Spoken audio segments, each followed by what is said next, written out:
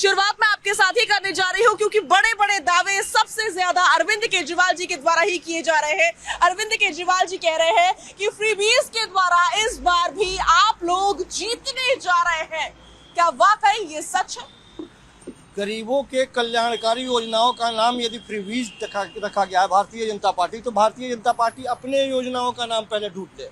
मैं सिर्फ ये कह रहा हूँ कि दिल्ली की जनता के लिए शिक्षा यदि फ्री है, स्वास्थ्य में बेहतरी के लिए स्वास्थ्य यदि फ्री है, यदि महिलाओं के लिए बसों में फ्री यात्रा है, बुजुर्गों के लिए यदि तीर्थाटन है, तो निश्चित तौर पे आपको सोचना पड़ेगा कि आपके लिए काम कौन कर रहा है। हमें कोई एतराज़ नहीं है, भारतीय जनता पार्टी उससे बेहतर रणनीति बनाए, बेहतर नीति लाए और भारतीय जनता पार्टी दिल्ली के दिलों पे राज करे। लेकिन उसके लिए पहले उसको प्लान करना होगा, उसे अपनी नीतियों को बताना होगा लोगों के बीच में कि आखिर आपको कोई वोट क्यों दे। आज से पहले या इस सरकार से पहले आपके बच्चे यदि सरकारी स्कूलों में पढ़ते थे तो शर्म से कोई बताने में शर्मिंदगी महसूस करता था कि हमारे बच्चे सरकारी स्कूलों में पढ़ते हैं। आज के वक्त में गर्व से कहता है कोई भी कि हमारे बच्चे सरकारी स्कूलों में पढ़ते हैं। आपको जिस तरह से शिक्षा, स्वास्थ्य, बुनियादी जो ढांचे चाहिए, पिछले 10 वर्षों में दिल्ली में जो मजबूत हुई है, लगातार दिल्ली की जनता ने लोगों को साथ दिया है आम आदमी पार्टी का और आगे भी देती रहेगी। ठीक है, आप कह रहे हैं कि बीजेपी ने यानी कि भारतीय जनता पार्टी ने फ्रीबीज नाम दिया है, आप ऐसा नहीं मानते? नहीं, बिल्कुल नहीं। जन कल्याणकारी योजनाओं का नाम आप इस तरह से, दिल्ली की जनता को क्या समझ लिया आपने? भिखारी समझ लिया आपने? इस तरह की बातें करते हैं। शिक्षा नहीं मिलना चाहिए उसको बेहतर, स्वास्थ्य नहीं मिलना चाहिए उसको बेहतर, महिलाओं को सुरक्षा नहीं मिलना चाहिए बेहतर। ये फ्री का क्या होता है?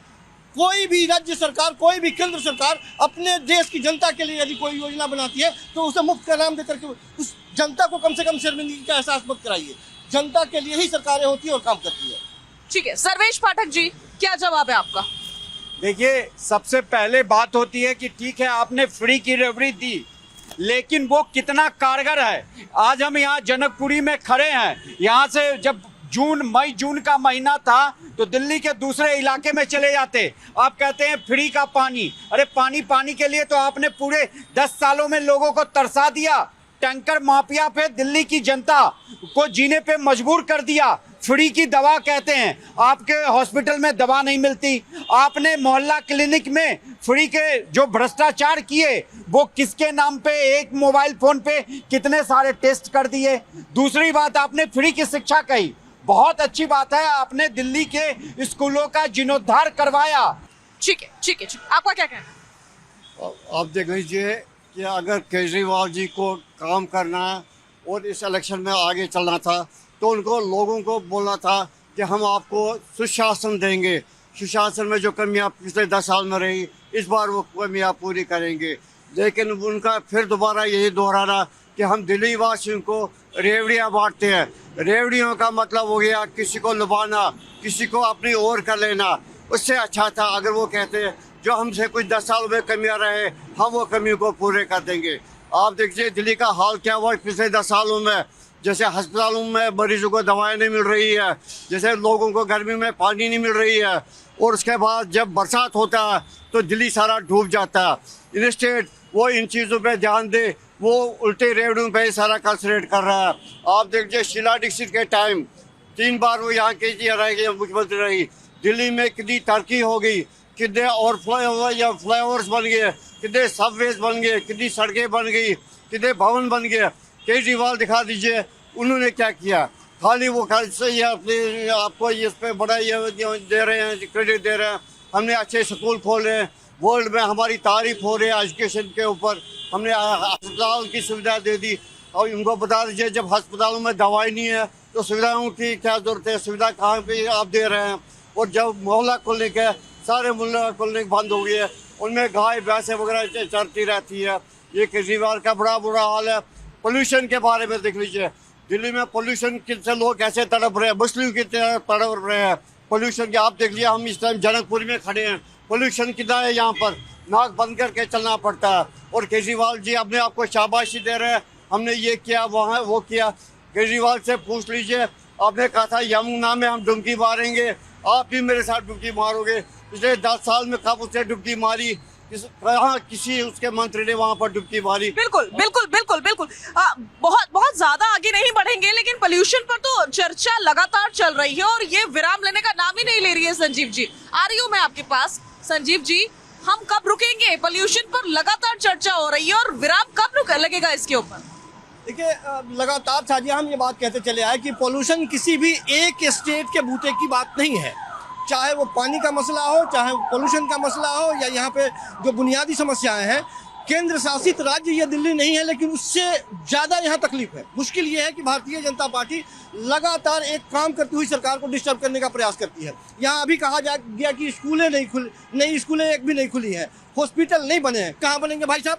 आसमान में बनाएंगे आप? क्यों नहीं बनाएंगे? जमीन की कमी है क्या दिल्ली में? आप बता दीजिए। बात आपकी इच्छा शक्ति जमीन ही नहीं है। दारू के वो खोलने के दुकान खोलने के लिए आपने अलॉट किया। अरे लैंड किसके अंदर है दिल्ली में? आपने एक भी बना के दिया कि हमारा ये कॉलेज बनने का जगह है। अरे आप लैंड केंद्र किसके हिस्से सरकार में में है? बैठे हैं, आप इसे अप्रूव करिए। आप मुझे मास्टर प्लान दिखाइए मास्टर प्लान स्कूल का।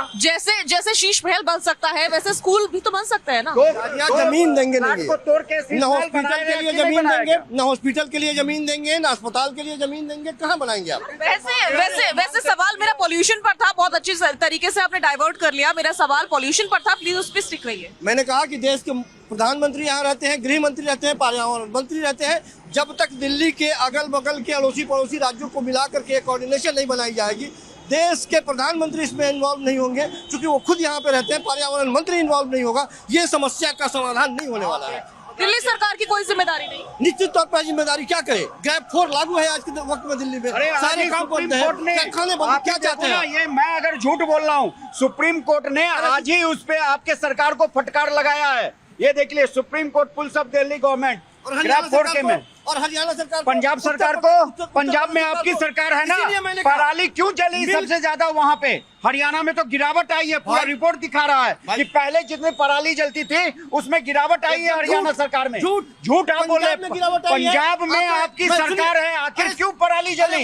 क्यों नहीं कोई उपाय ढूंढा गया उस पराली को नहीं जलाने के लिए? कांग्रेस की सरकार थी तो 80,000। अरे भाई 3 साल हो गए। संजीव जी, पंजाब में सरकार, संजीव जी, आपके नेता आम आदमी पार्टी छोड़कर जा रहे हैं, आपकी मंत्री आपकी पार्टी छोड़कर जा रहे हैं, और वो कह रहे हैं रीजन ये है कि आप लोग अपने वायदे पूरे नहीं कर रहे हैं।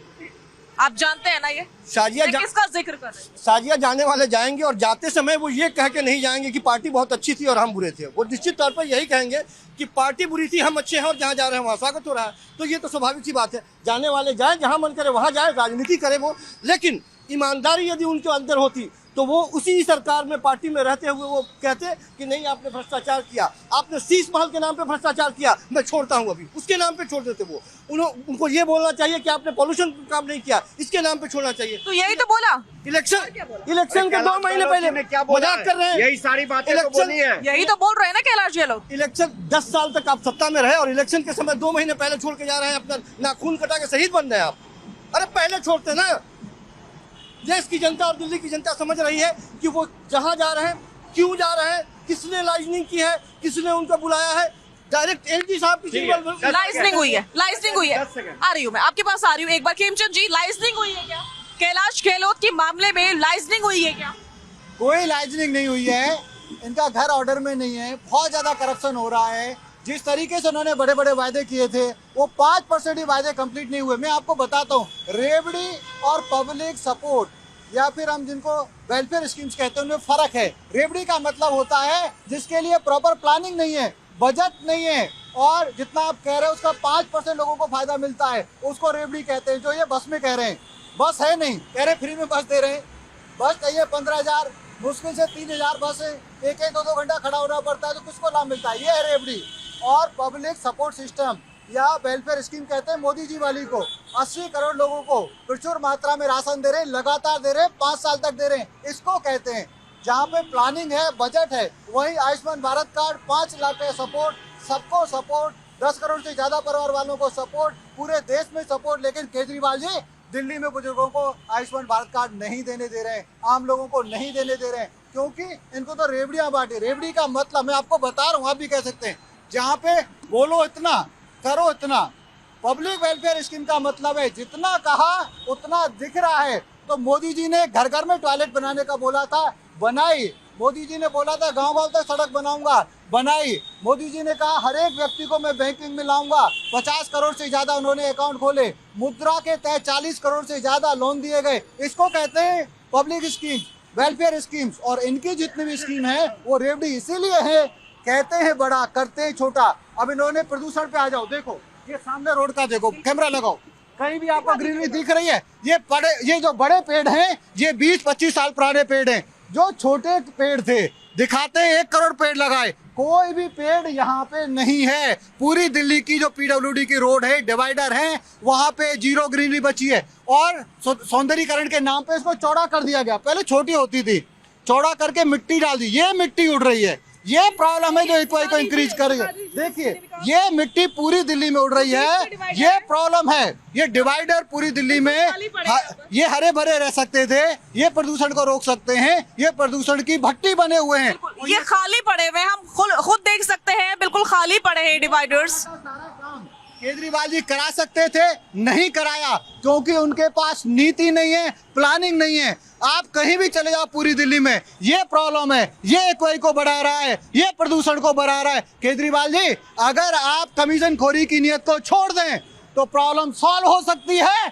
आपको दिल्ली वालों को जवाब देना पड़ेगा। लगभग 11 साल से सीएम हो, रेवड़ियों से काम नहीं चलेगा। एक तरफ public welfare scheme Modi ji की है, दूसरी तरफ आपकी रेवड़ी है। आज दिल्ली वाले मोदी जी को पुकार रहे हैं क्योंकि मोदी जी के अलावा, बीजेपी के अलावा कोई भी यहाँ पे गुड गवर्नेंस नहीं दे सकता। इसीलिए लोगों में जन जन में ही पुकार है अब की बार भाजपा सरकार। ठीक है, ठीक है, ठीक है।